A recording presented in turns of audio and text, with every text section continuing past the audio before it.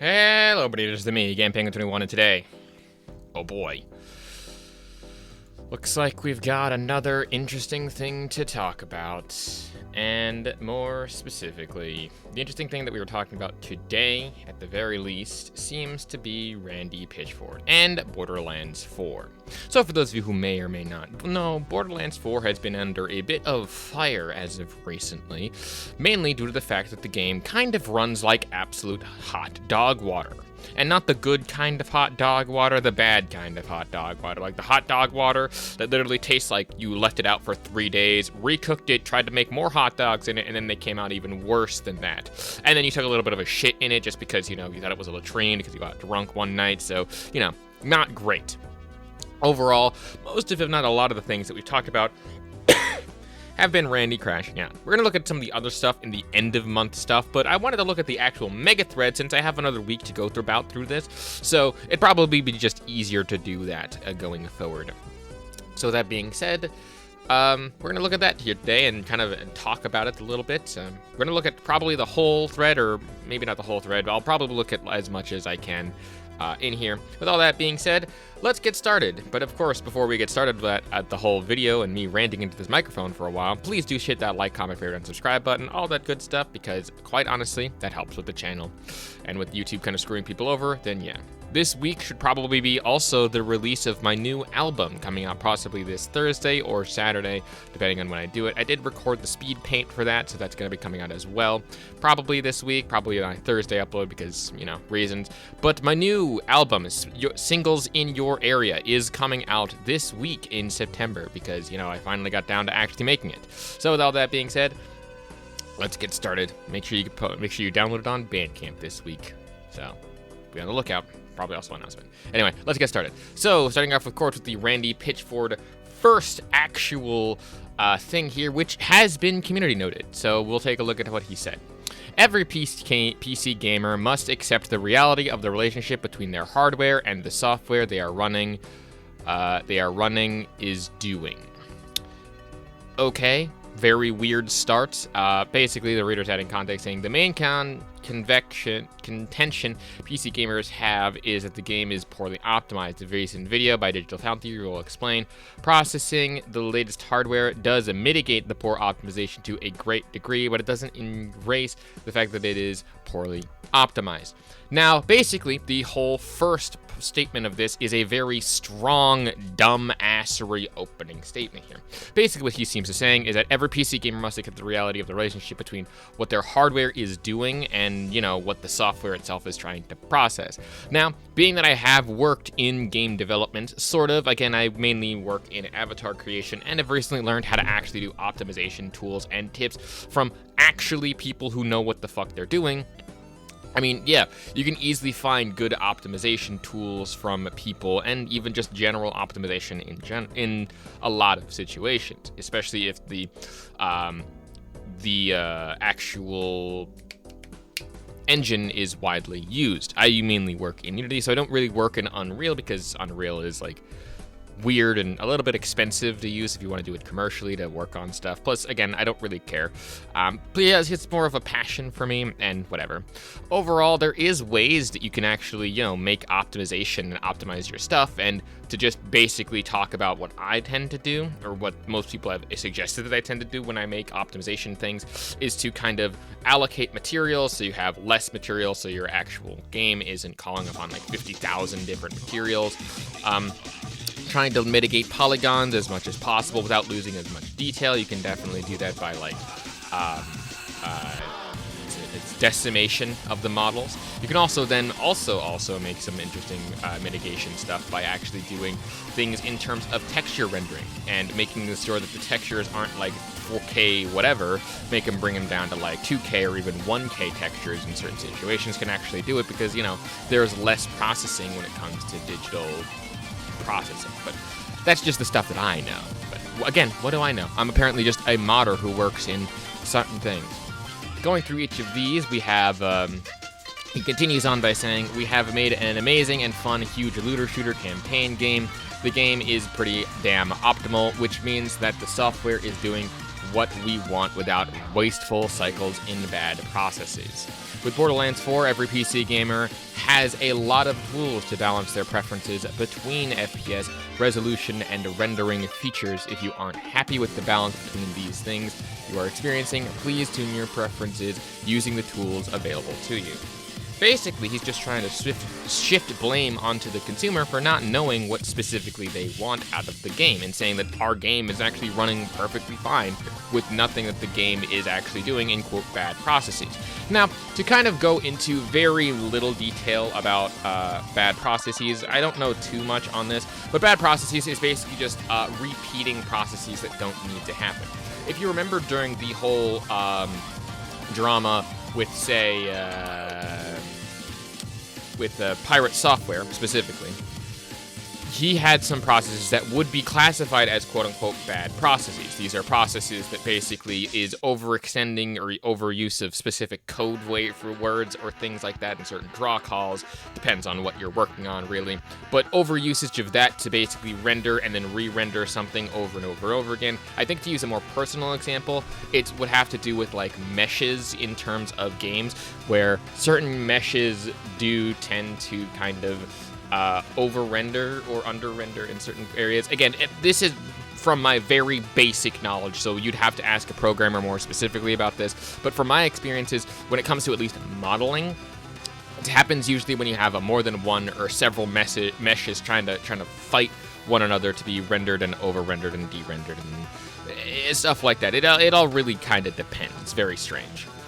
But moving on from that, we appreciate the incredibly high degree of passion and excitement there is for this game we have been developing for over 6 years. We know strong feelings lead to strong opinions. We hear you and we see you. For a campaign looter shooter, it is absolutely reasonable for developers to focus on default settings, achieving 30 FPS on minimum specification and 60 FPS on recommended specification. Now, this is not the worst thing. However, given the fact that there is still top-end equipment and still top-end stuff, and a majority of the people with top-end games and equipment, including 4070s and 50 series cards, right? They should be having no problem running this game if they are above the recommended specifications. But they can't even achieve, like, super high FPS, and they're not even cracking 90 FPS most of the time, with an average of around 80%. Now, that's not to say that that's bad. Absolutely not. There is no problem with achieving 80 FPS. Well above 60, 110%, no problems there.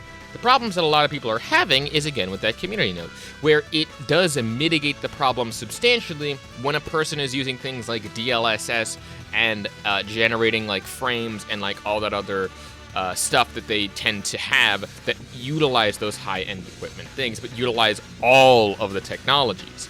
Now, again, that's not a bad thing, but at the same time, if you were to turn all of that off, yeah, that in the end would not make the game functional or optimal or in any way optimized for running on even some of the lower end hardware. I'm surprised a lot of console guys aren't actually yelling about this, but they're probably doing something different about it, and they're okay with 30 FPS. But at the same time, again, you're saying like, oh, it's the gamers' problem for that. They're saying that, oh, our preferences are too high. It is the current year of 2025. We should not be still having problems with a lot of these like things, because there are games and developers and people who make games on super very good stuff. And in the end, they can make games that not only look better, but also run better. To use a couple of interesting examples, Ultra Kill is a fairly old one, but I mean, again, that's more of like substance over stuff. But to list off some more new ones, there is, I believe, Peak is a pretty solid game. I don't know if that runs on Unreal Engine 5. It might run on Unity, as far as I know. But that game runs perfectly fine and is a multiplayer game. It's not really a looter shooter, but if you want to use more of a roguelike one, we have Void Breakers, which is one that I recently reviewed on this channel. This game is made by a single developer and was given a number of chances to be demoed, and also looks fucking fantastic and runs buttery smooth. Like, so buttery smooth that I can even run it on my Steam Deck with some weird efforts. I don't know why it doesn't like the way that it is, but for some reason the aspect ratio on my Steam Deck is all kind of weird, so I can't really play it on there. But it still runs on the Steam Deck, which is funny. Or if you want to do another one, a recent one that I'm actually working on a review for is Sulfur. Sulfur might look more cartoony and is actually kind of more of a looter shooter roguelike type deal, but that right there also still has a very sort of cartoony art style and still runs buttery smooth, despite the fact that, again, it's more of a Doom extraction shooter than anything else. I'll review about it more later, but we have to continue on with this. But the point is that smaller developers working on games that are looking in terms like either more realistic or more nice in some cases are somehow getting better performance than some of the AAA dogs in this race. So it's kind of strange. Some people who would prefer, some of you would prefer more FPS or more features or higher resolution. We have provided many tools to help you make those trade-offs. It is a mistake to believe or expect that PCs between minimum specification and recommended specification can achieve all of the extremely high frame rate, maximum/ultra features, and extremely high resolution. If the last post makes you have a negative reaction, I bet you have emotions and expectations that you feel aren't sufficiently attended to. I'm sorry. Okay. So basically, that whole big old rant there was basically saying, oh yeah, it's on to the people there to optimize the stuff that we can't optimize. Why is it always that whenever a company decides that they're not the problem because they're doing everything perfectly fine, that it's the consumer's then job to kind of do some of the shit that should have been done during development or during the process of making the product? Like, you get how that's weird and stupid, right? You get how that's just doesn't make any sense to a lot of people. Because again, when I buy a product, like anything or any normal person, I should probably get a product that I deem to be at least somewhat sufficient. It doesn't have to be perfect, absolutely not. There is no way to do that. Again, to list off a couple of interesting examples that I listed off before, both Peak is still not really in early access, but they're doing pretty fine. There was the 1.0 release of Arena Break and Infinite that recently happened. There was the Finals, which is a game that is constantly being worked on every week. It is definitely one that is just verbatim fantastic. There's Void Breakers, which is currently in early access that I listed off before. There's also Sulfur, which I'm not sure if it's in early access, but I know that it's still being worked on and still being updated. So both of those games still receive updates, and importantly, one of them is still in early access, and yet it looks far better than anything AAA has offered concurrently. And again, runs buttery smooth on everything that you throw at it. So, you know, maybe, just maybe, you could take a little bit of that emotional state that you currently have, stop tweeting about this shit, and go and actually fix a lot of the issues in terms of optimization, rather than complaining about it to the people who are buying your shit on Twitter. I don't know, kind of makes sense to me. Don't blame the consumer, and I've always said this, don't blame the consumer in this context. But please accept the game. Please accept that the game is doing a lot and running pretty optimally, and that you may have to either accept some trade-offs between FPS, features, and resolution as your performance, or you will continue to be disappointed. There are a few real issues, but they are affecting a very, very small percentage of users. We are fixing those and many are already fixed. So wait a minute. You're saying to me, right, that the game is optimal, it's running fine, it's running fantastically, it's going good, right? It's going all good, and there's some trade-offs that you have to make for this. So why is it that there is a very small percentage of users, even though it's a mixed review, that are fixing a lot of the issues that are and may have already been fixed? What, like specific bugs or other stuff? You mean like the bug where it's essentially an unoptimized thing, like that it should probably be running better on modern hardware than other things there? And the specs there that are required, even for, I think even the minimum specs is like, what, a 30 series card? Which, I mean, I guess is But, like, dude, that's still a 30 series card. That's still one of the top-end current cards that are on the market right now. Saying, oh, well, you should just upgrade your rig. It should upgrade all your shit. People don't want to upgrade all the time, and while that's a very good benefit of PC, I was running a 1080 or a 1060 for a long time before I finally upgraded to, I think, a 40 series card. And I still even get problems with specific games, but that actually also comes down to more to my internet as well, so there's really a lot of things that are moving parts-wise. But still, to say that even some of those games are just whatever. The next few things here I'm probably going to have to skip over because this video is getting a little bit too long. I'm basically talking about here are the PC performance settings that you probably should do, having to do with things like turning down rendering resolution using DLSS, people having the freedom to believe what they want on the internet, but whatever the fuck, saying whether or not it's true. And if they are so attached to the idea that DLSS is bad for your game experience because something you saw on the internet, I am sorry. We're not saying that the DLSS is bad for the gaming experience. There is definitely trade-offs to using DLSS and the generated frames of AI for things that people are currently using. All of that is okay. Not great, not fantastically, but all of that is okay. It's not perfected technology right now, so testing it out and using it is probably a good idea. However, the problem that people have, and the problem that even many people concurrently have with a lot of these stuff, is that these companies, for AAA developers, are relying on that technology in order to make the game, quote-unquote, run better.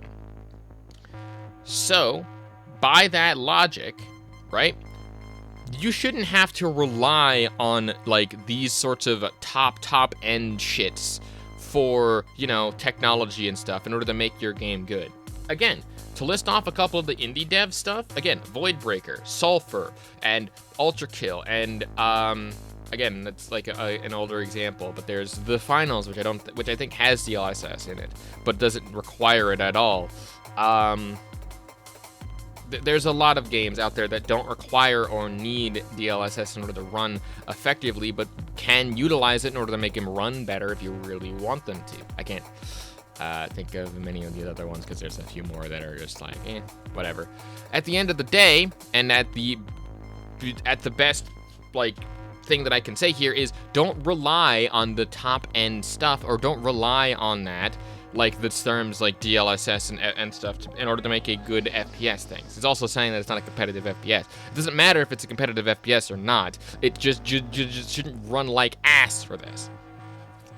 Finally, the last little bit of the whole thread here is thank you for your passion. I know nobody posts anything unless they really care about something. And from the most passionate love to the most passionate hate, you are telling me that you really care. I feel you, and I thank you.